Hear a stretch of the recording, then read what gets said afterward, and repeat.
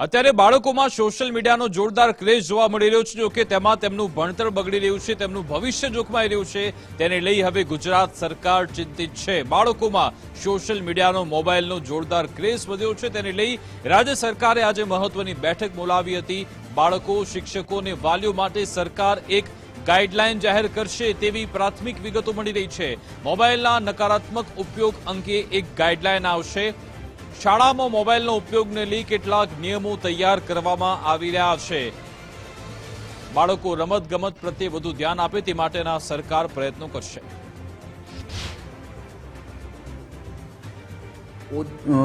મોબાઈલનો ઉપયોગ ઓછો કરે અને રમત પ્રત્યે વધુ ધ્યાન આપે એ માટે તમામ શાળાઓમાં આનો એક પરિપત્ર કરી વાલીઓ સુધી આ માહિતી પહોંચાડવાનો અમારો એક પ્રયાસ છે અને અમે કરીશું।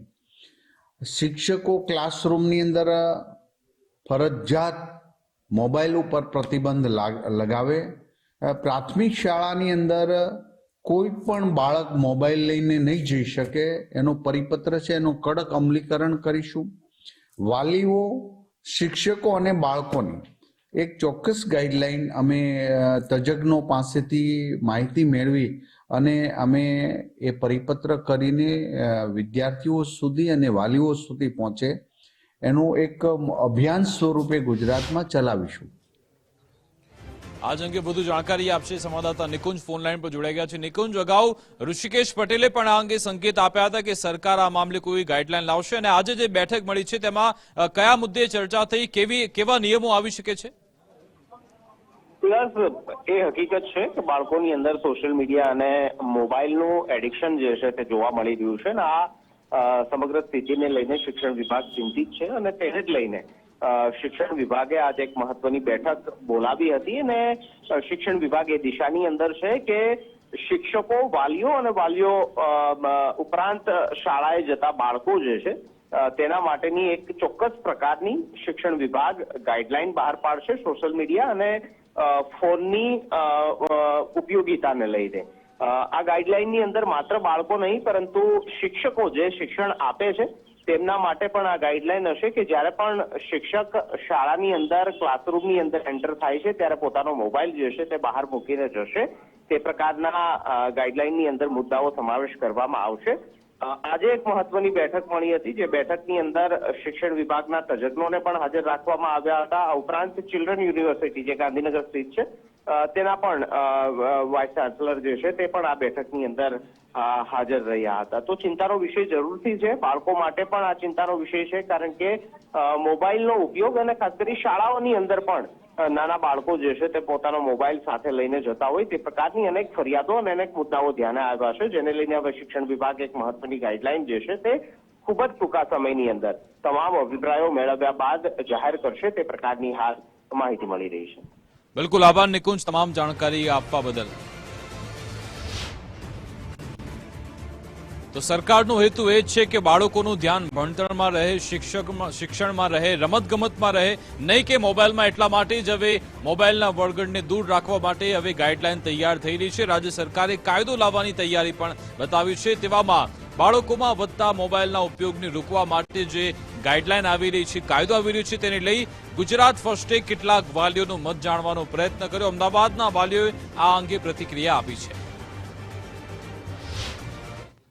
मोबाइल का यूज बच्चों के लिए आजकल ठीक तो नहीं है, वो करते हैं, पर अगर एजुकेशन के लिए है, पेरेंटल कंट्रोल में है, then it's okay, but as mobile as internet तो वो फिर कुछ भी एक्सेस है विच इज़ नॉट गुड। तो ये हमारी ड्यूटी है कि हम एक टाइम लिमिट दें, पेरेंटल कंट्रोल लगाएं यूट्यूब पे, अदर जो हमारी साइट्स है और कुछ ब्लॉक करके रखे लाइक इंस्टा वगैरह ताकि बच्चे उन पे ना जाएं। वो सही बात है कि थोड़ा यूसेज तो कम होना ही चाहिए और पेरेंट्स को भी थोड़ा उसके तरफ अटेंशन देना चाहिए कि भाई एटलीस्ट थोड़ा यूसेज कम करें।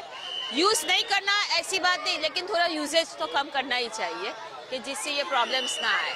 बहुत बड़ी प्रॉब्लम है ये, तो सबसे बड़ी प्रॉब्लम है कि स्क्रीन टाइम उनका इतना बढ़ गया है कि हम लोग थक चुके हैं। पेरेंट्स गिव अप कर चुके हैं कि किस तरह से, ऊपर से अब आफ्टर कोरोना ये प्रॉब्लम हुआ, स्कूल का कोई भी काम है जैसे वर्कशीट्स है या कुछ भी वर्क आता है वो भी पोर्टल मतलब मोबाइल पे आता है, मिलियंस पे आता है। इवन क्लासेस का भी अब ऐसा हो गया है कि उसका भी सब मोबाइल पे आता है, मेल्स आते हैं, जो भी आता है, जो भी उन लोग यूज़ करते हैं, जो भी डेटा या जो भी यूज़ करते हैं उस पे आता है। उसकी वजह से न चाहते वो भी मोबाइल या स्क्रीन बच्चों को देनी ही पड़ती है।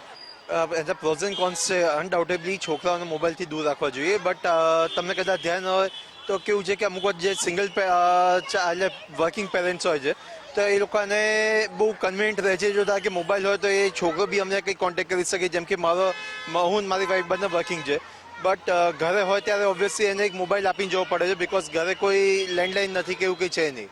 બટ અમુક વસ્તુઓના પ્રોઝ એન્ડ કોન્સ છે બે બાજુ છે. સોશિયલ મીડિયા અનડાઉટેબલી હજુ એ લોકોની એજ નથી, એ લોકો જ્યાં સુધી મિનિમમ 16 યર્સ ના થાય ત્યાં સુધી એ લોકોને એવી કોઈ જરૂર છે જ નહીં. અમદાવાદની સાથે સાથે રાજકોટના વાલીઓનો પણ મત જાણવાનો પ્રયત્ન ગુજરાત ફર્સ્ટે કર્યો. જો કે અહીંયા પણ વાલીઓ આ નિર્ણયને આવકારી રહ્યા છે, કારણ કે મોબાઈલના કારણે તેમનું ભણતર બગડી રહ્યું છે. બાળકોનું ધ્યાન શિક્ષણમાં રહે તે જરૂરી છે. રાજકોટના વાલીઓએ શું કહ્યું તે પણ સાંભળી લઈએ.